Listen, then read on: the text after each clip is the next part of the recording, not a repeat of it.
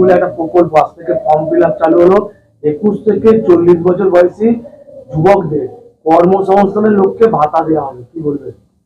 এবং কর্মসংস্থানের ভাতা দেওয়ার ব্যাপারটা জ্যোতিবাবু একবার চালু করেছে, আপনাদের মনে আছে নিশ্চয়ই। সেই সময়ে আমি প্রদেশ কংগ্রেসের সাধারণ সম্পাদক ছিলাম। আমার মনে আছে যে আমরা প্রেস কনফারেন্স করে বলেছিলাম যে টাকা একজন বেকার যুবকের হাতে তুলে দেওয়া হচ্ছে, সেই টাকায় বেকার যুবকের পেট ভর্তি, এটা পঞ্চকতা হচ্ছে। যাদের হাতে টাকা তুলে দেওয়া হচ্ছে সবটাই হচ্ছে টেম্পোরারি, এটা পার্মানেন্ট কিছু নয়। আমরা কি চাই?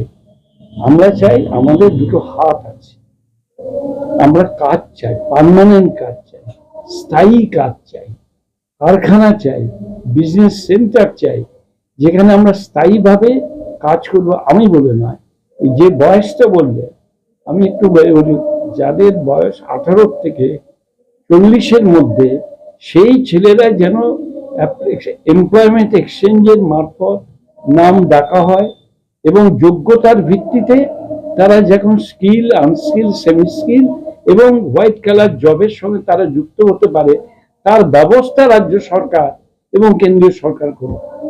রাজ্য সরকার এবং কেন্দ্রীয় সরকার যেটা করছেন সেটা হচ্ছে ডোল পলিটিক্স করছে, ভোট পলিটিক্স করছে। ভোটের জন্য লোককে আমি টাকা দিয়ে দিলাম। এই যে লক্ষ্মীর ভান্ডারে যা আপনারা জানেন টাকাটা করতে আসছে, আগে ছিল 6 কত 1% কি 2% মিড ডে মিলের টাকা, ওখান থেকে কেটে দিয়েছে 1%, 5% টাকা একটা ডিমও জুটবে না বাচ্চাকে। তারপরে অন্যান্য এসসি এসটি তহবিল থেকে টাকা কেটে লক্ষ্মীর ভান্ডারে টাকা দাম নিয়ে আসা হচ্ছে। ঠিক তেমনি ভাবে এটা কোনো একটা এই ধরনের গ্রান্টকে কেটে দিয়ে সেখানকে নিয়ে আসা হচ্ছে। এতে লাভটা কি হচ্ছে? ভোটটা নিশ্চয় ভোটের জন্য একটা পলিটিক্যাল পার্টি তিনি চেষ্টা করুন, আমার কোনো আপত্তি নেই। আমার সঙ্গে যতই বিরোধ থাক, ভালো কাজ যদি হয় আমার একটু কিছু বলার নেই। একটা বাচ্চা মেয়ে স্কুলে যাওয়ার জন্য সাইকেল পাচ্ছে, নিশ্চয়ই আমি আপত্তি করব। কিন্তু স্কুলে যাওয়ার পরে ফেরার সময় সাইকেলটা যখন খারাপ হয়ে যায় তখন সাইকেলটা কাঁধে করে নিয়ে আসতে হয়, কিংবা গ্রামে কাউকে বলতে হয় যে ব্যবস্থা করতে হবে। এই জিনিসগুলো তো গভর্নমেন্টকে ভাবতে হবে। সুতরাং আমার বক্তব্যটা যে দিয়েছেন ভালো কথা, কিন্তু এটা দিয়ে তো কিছু লাভ হবে না। এটা গরিব, মধ্যবিত্ত, নিম্ন মধ্যবিত্ত ঘরের ছেলে মেয়েদের ভবিষ্যৎ কাছে কোনো গৌরবোজ্জ্বল অধ্যায় তৈরি করছে না। কর্মসংস্থান যাতে পায় তার জন্য কর্মসংস্থান একটা কোথায়? কর্মসংস্থান করতে গেলে তো আপনাকে ভ্যাকেন্সি ডিক্লেয়ার করতে হবে। পশ্চিমবঙ্গে কতগুলো ভ্যাকেন্সি আছে বলুন তো, বলুন আগে পশ্চিমবঙ্গ সরকারি। আপনাদের কাছে আমি বলছি, গভর্নমেন্ট আজকে পরিষ্কার ভাবে জানাক ভারতবর্ষের বাংলার মানুষকে যে আমার বিভিন্ন ডিপার্টমেন্টে টোটাল ভ্যাকেন্সি এত আছে। ভোটের রাজনীতি ছাড়া কি? আগে ভ্যাকেন্সি ডিক্লেয়ার করো। কর্মসংস্থান কথার মানেটা কি? এমপ্লয়মেন্ট আমি জেনারেট করছি, মানে আমি বেসরকারি উদ্যোগে এত আমার লোক নিয়োগ করতে হবে। বেসরকারি উদ্যোগে তো লোক ছাঁটাই হচ্ছে, সরকারি উদ্যোগে নতুন করে লোক এমপ্লয়মেন্ট হচ্ছে না। মেডিকেল প্রফেশনে দেখুন না কত কাজ খালি পড়ে আছে, শিক্ষক প্রতিষ্ঠানে কত খালি পড়ে আছে, ফুডের ক্ষেত্রে কত খালি পড়ে আছে, সমস্ত ডিপার্টমেন্টে। সেগুলোকে ভর্তি করে কর্মসংস্থান ক্রিয়েট করো, সেটা হচ্ছে কর্মসংস্থান নেই, কর্মসংস্থান লোককে টাকা দিচ্ছে। তাই তো, লোককে ক্যাশ টাকা দেওয়া হচ্ছে ভোটের জন্য। জোট হলো না কংগ্রেসের ভোট ব্যাংকে প্রভাব পড়ে, সেটা এখন এই মুহূর্তে বলা মুশকিল।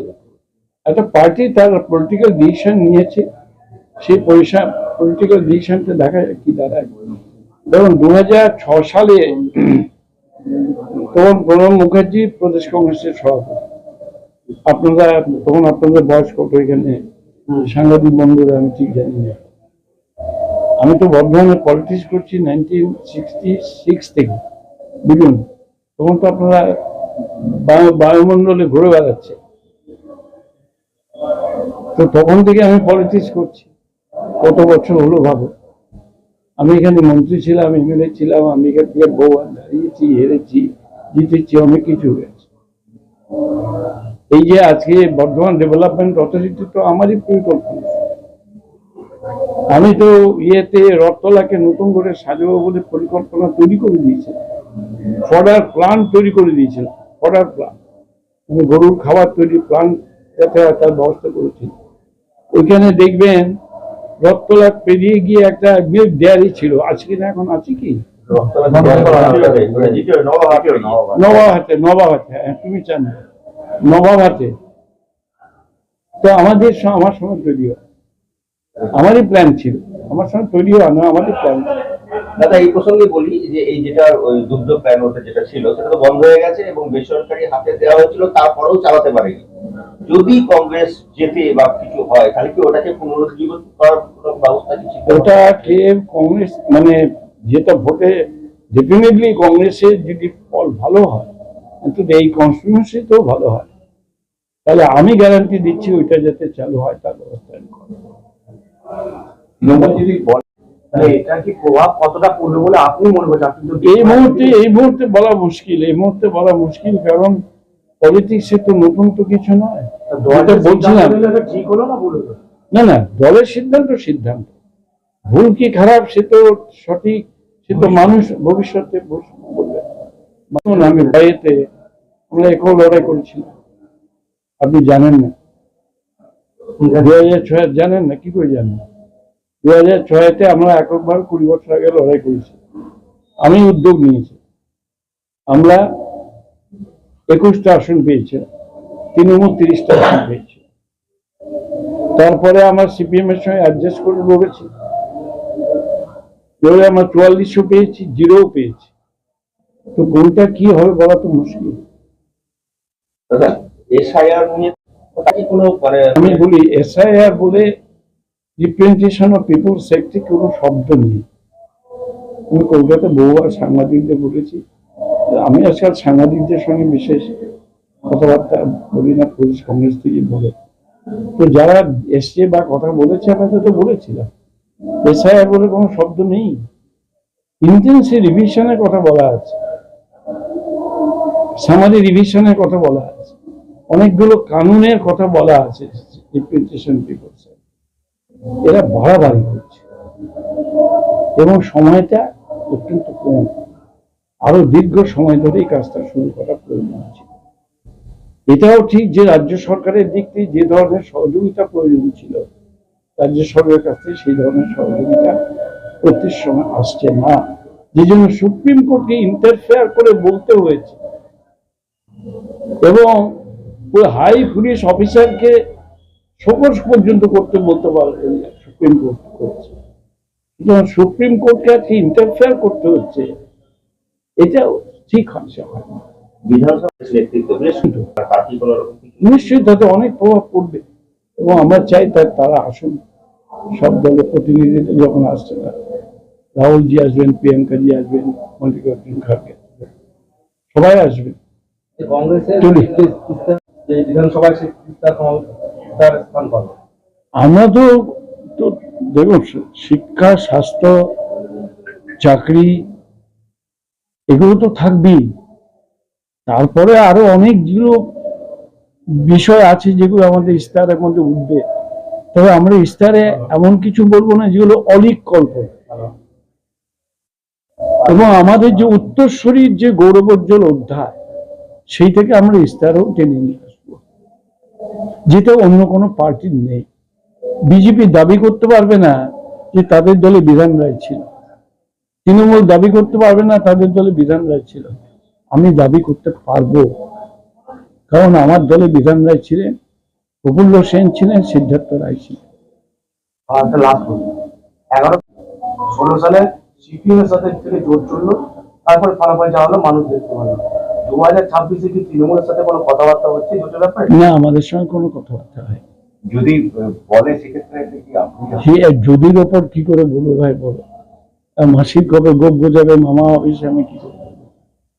দাদা শেষ একটা আমার বিষয়, সেটা হচ্ছে এই যে বিধানসভা নির্বাচনগুলো বা একটা সংগঠনের যে ব্যাপারটা আপনি বলছেন, একটা সংগঠনটাকে খুব জোরালো মজবুত করা, আমার বর্ধমান, এই বর্ধমান, এই বর্ধমান, এটা নিয়ে মানে ঠিক শক্তিশালী সেইভাবে না না, আমরা সেইভাবে শক্তিশালী হতেই না। আমাদের দলকে শক্তিশালী করতে হবে। রাস্তায় যেদিন প্রথম আমরা বেরিয়েছিলাম 70-এর দশকের গোড়ায়, তখন দল দুর্বল ছিল কিন্তু শক্তিশালী হয়েছে। সুতরাং আবারও যে শক্তিশালী হবে না এমন গ্যারান্টি কেউ নিতে পারে না। দেখুন, রাজনীতিতে কোনো দলই দায়িত্ব নিয়ে বলতে পারেন যে আমি চিরস্থায়ী। লেফট পার্টিরা একসময় মনে করেছিল যে আমরা 34 জন, আমরা 54 বছর থাকি। তৃণমূলও মনে করছে আমরা থেকেই যাবো, কিন্তু কেউ কিন্তু স্থায়ী নয়। মানুষ যে কখন কাকে পাল্টিয়ে দেবে সেটা মানুষই বলতে পারে, আর কেউ বলতে পারে। আজকে আমরা চলে এসেছি রাজলক্ষ্মী কনস্ট্রাকশনের নিউ প্রজেক্ট রাজ ইনক্লেভসে। এটি অলমোস্ট 52 কাঠা এরিয়া নিয়ে তৈরি হচ্ছে। এটির দুটি ব্লক, ব্লক এ তে রয়েছে 12 ফ্লোর আর ব্লক বি তে রয়েছে 4 ফ্লোর। এখানে আপনারা পেয়ে যাচ্ছেন বাজেট অনুযায়ী 1 BHK, 2 BHK and 3 BHK flat. এখানকার আকর্ষণীয় ব্যাপার হলো ফ্ল্যাটের গ্রাউন্ডে আপনারা পেয়ে যাচ্ছেন স্টাইল বাজার, আর সঙ্গে থাকছে বেসমেন্ট পার্কিং, ওপেন পার্কিং, আর রুফটপে পেয়ে যাচ্ছেন 10,000 স্কোয়ার ফিট এরিয়া জুড়ে এসি জিম, আড্ডা zone, AC community hall with kitchen, garden area. আর 24/7 আপনারা পেয়ে যাচ্ছেন CCTV security, water supply, power backup, common utilities, maintenance office, আরো কত কি। আর তাছাড়াও আপনারা পেয়ে যাচ্ছেন ব্লক বি তে সুইমিং পুল ফেসিলিটিস। বাইরে থেকে তো আপনারা অলমোস্ট সবই দেখলেন, এবার পালা আপনাদের একটা রুম ট্যুর দেওয়ার। এটা হলো 3 বিএইচকে, 1187 স্কোয়ার ফিট। এখানে আপনারা পেয়ে যাচ্ছেন 3টে বেডরুম।